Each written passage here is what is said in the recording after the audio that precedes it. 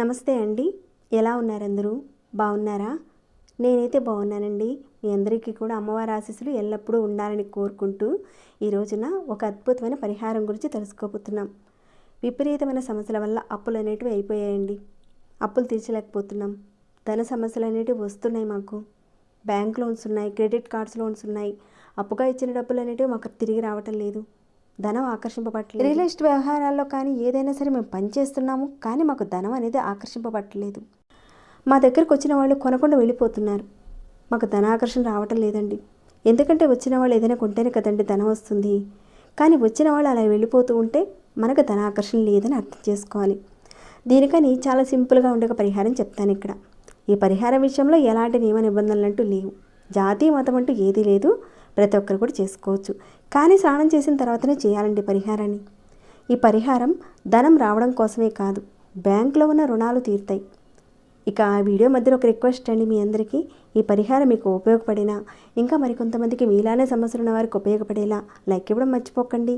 కొత్తగా ఎవరైనా చూస్తుంటే మన ఛానల్కి సబ్స్క్రైబ్ చేసుకుని డైలీ వాచ్ చేస్తూ ఉండండి. అప్పుడు ఛానల్ నుంచి నోటిఫికేషన్స్ ఎక్కడ కూడా మీకు మిస్ కావు. ఇక పరిహారం మాటకి వెళితే మనం ఈ పరిహారానికి కావాల్సిన వస్తువులు ఏంటో చూద్దామండి. ముందు ఒక మట్టి ప్రమిది కావాలి. అలానే ఈ పొట్టు తీసిన ఆవాలు కావాలండి. నల్ల ఆవాలు కాదండి, పొట్టు తీసిన ఇలాంటి ఆవాలు కావాలి. అలానే పువ్వు ఉన్న ఒకే ఒక లవంగం కావాలి. ఇంకా కొద్దిగా పచ్చకర్పూరం కావాలండి. కావలసిన పదార్థాలు అయితే ఇవ్వండి. ఇక ఈ పరిహారాన్ని ఏ రోజు నుంచైనా సరే మొదలు పెట్టుకోవచ్చు. మీరు చేయబోయే రోజున అది ఉదయమైనా సరే, మధ్యాహ్నమైనా సరే, సాయంత్రమైనా సరే, రోజులో ఉన్న ఈ 24 గంటలలో ఎప్పుడైనా మీరు చేసుకోవచ్చు.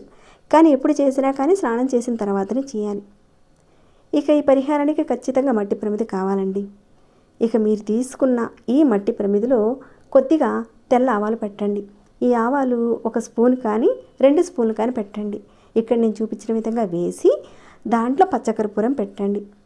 పెట్టిన తర్వాత ఈ పువ్వు ఉన్న లవంగాన్ని కూడా పెట్టండి. అయితే ఈ పరిహారాన్ని నెలస సమయంలో కూడా చేసుకోవచ్చండి. కొన్ని పరిహారాలను అయితే నెలస టైంలో చేయకూడదు, కానీ ఈ పరిహారం విషయంలో అయితే నెలస టైంలో చేసుకునే వెసులుబాటు అయితే ఉందన్నమాట.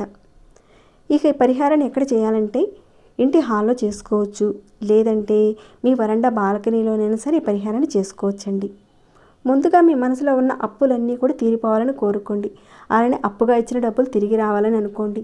ఇక ధనానికి సంబంధించిన అడ్డంకులన్నీ కూడా తొలగిపోయి మీరు చేస్తున్న పనుల్లో సరైన విధంగా డబ్బులు రాక ఆర్థిక సమస్యలతో బాధపడుతున్నామని మీకున్న బాధలన్నీ కూడా అక్కడ కోరుకొని ఆ విధంగా వాటన్నిటినీ కూడా పెట్టారు కదండి.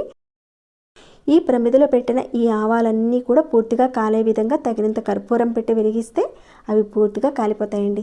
అరాకొరగా కాకుండా పూర్తిగా వాటన్నిటిని కూడా కాల్చేయాలండి, అంటే వెలిగించేసేయాలి అవన్నీ కూడా.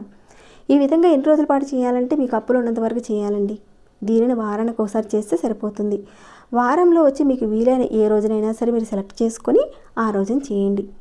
ఈ విధంగా వారానికి ఒకసారి చేయండి. ఖచ్చితంగా ధనం నిలబడుతుందండి. అప్పులు తీరుతాయి. అప్పుల సమస్య నుంచి బయటపడతారు. అద్భుతమైన పరిహారం ఇది. నమ్మకంతో చేయండి, మంచి ఫలితాలు అయితే ఉంటాయి.